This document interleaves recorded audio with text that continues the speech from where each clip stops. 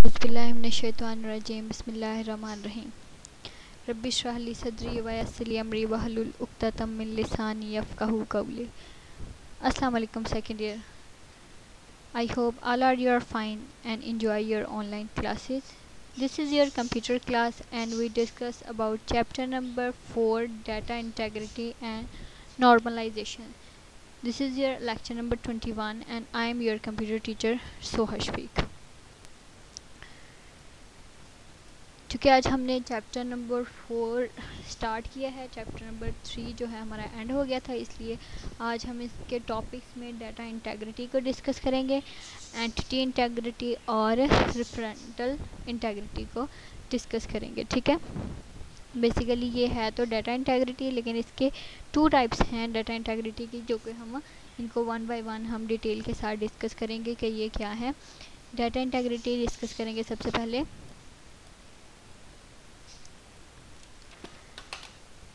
Data integrity means the reliability and accuracy of the data. Data reliability क्या है? Data integrity किसी भी data की reliability और accuracy को कहते हैं। It is related to the quality of data. ये data की quality means data integrity. It is maintained with the help of integrity constants. ठीक है, ये डाटा कॉन्स्टेंट्स की मदद से इसको मेंटेन किया जाता है। These constants are all the rules that are design to keep data constant and correct. Integrity constants क्या है? बेसिकली ऐसे रूल्स हैं जो कि डाटा को रिलायबल रखने के लिए और प्रॉब्लम फ्री यानी कि एक्यूरेट रखने के लिए इस्तेमाल होते हैं। DBMS provide several methods to enforce integrity of the data in a database यानी कि डाटाबेस मैनेजमेंट सिस्टम जो है DBMS प्रोवाइड करता है सेवरल्स ऐसे मोड्स जो कि डाटा की इंटेग्रिटी को एफिशिएंट बनाते हैं। For example an entity rules can make sure the same example employee ID is not assigned to multiple users. ठीक है, जैसे कि डाटा इंटेग्रिटी के लिए DBMS हमें प्रोवाइड करता है कि अगर एम्प्लॉय ID है हमारे पास, तो एम्प्लॉय ID एक यूज़र की एक ही हो सकती है, वो एक से ज़्यादा यूज़र्स को एम्प्लॉय ID नहीं साइन कर सकते। इसलिए ये डाटा की एक्यूरेसी के लिए और डाटा की जो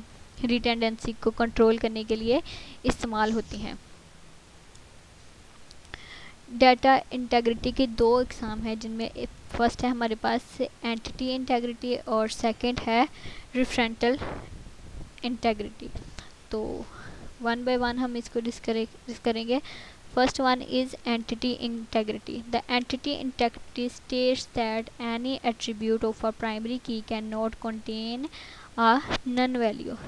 एंटिटी इंटेग्रिटी सबसे पहले डिफ़ाइन ये करता है कि अगर प्राइमरी की किसी रिलेशन में है तो प्राइमरी की के लिए ज़रूरी है कि वो नन वैल्यू को कंटेन नहीं कर सकता है, यानी कि उसमें वैल्यू कोई का होना लाजमी है। खाली अगर सेल है या खाली डाटा रखे हैं तो नल वैल्यू इसमें इंक्लूड नहीं होगी।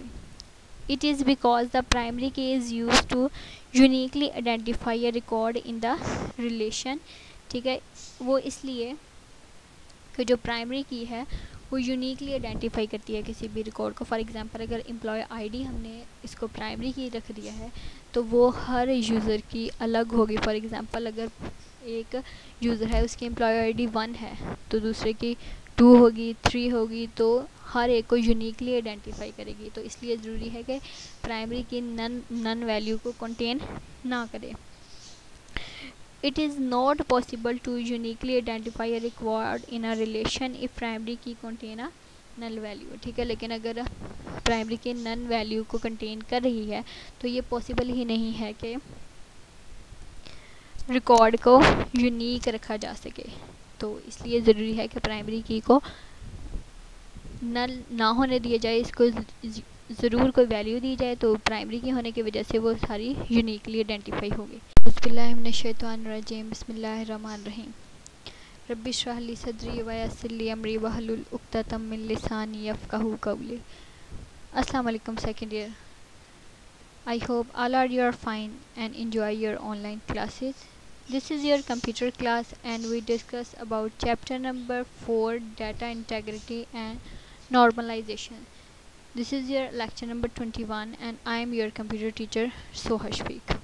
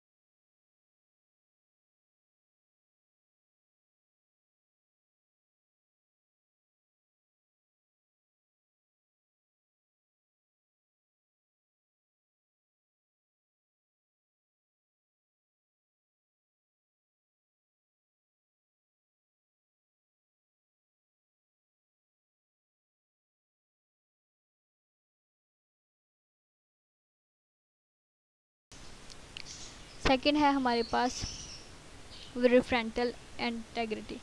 The referential integrity states that if a foreign key exists in a relation, referential integrity तब ये अप्लाई होगी जब foreign key exist करिए. If the foreign key value must match the primary key value of some tuple in the parent relation, यानी कि child relation में अगर foreign की वैल्यू किसी पेरेंट रिलेशन की प्राइमरी की से वैल्यू सेम आ रही है, अटैच हो रही है, तो ये रिफरेंटल आइडेंटिटी के तौर पर आएगा.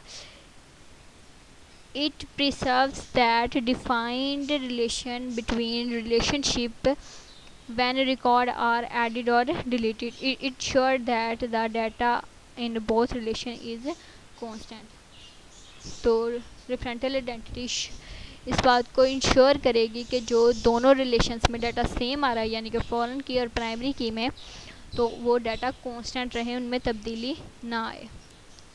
ठीक है, तो अचीविंग रिफरेंटल आइडेंटिटी है हमारे पास. The referential identity can be achieved by creating relationship between the new relation in. ठीक है, ये रिफरेंटल आइडेंटिटी तब आएगा जब इन रिलेशंस में एक नया रिलेशनशिप क्रिएट किया जाएगा. In a relationship one relation is called parent and the other is called child. ठीक है, जब इनके दरमियान रिलेशनशिप बनाना है तो ज़रूरी है कि एक जो है रिलेशन यानी कि टेबल वो है वो पेरेंट टेबल के तौर पर जाना जाए और दूसरा जो है एज अ चाइल्ड रिलेशन के तौर पर जाना जाए.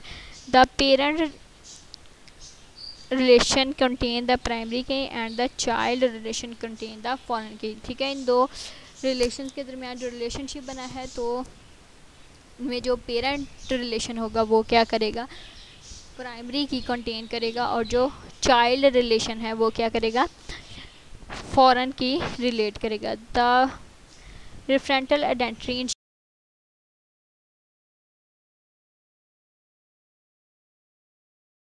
Relation must be existed in the primary key field on the parent relation. ठीक है, जो वैल्यू फॉरेन की में असाइन की गई है वो इंश्योर करनी पड़ेगी कि क्या वो प्राइमरी की में है. द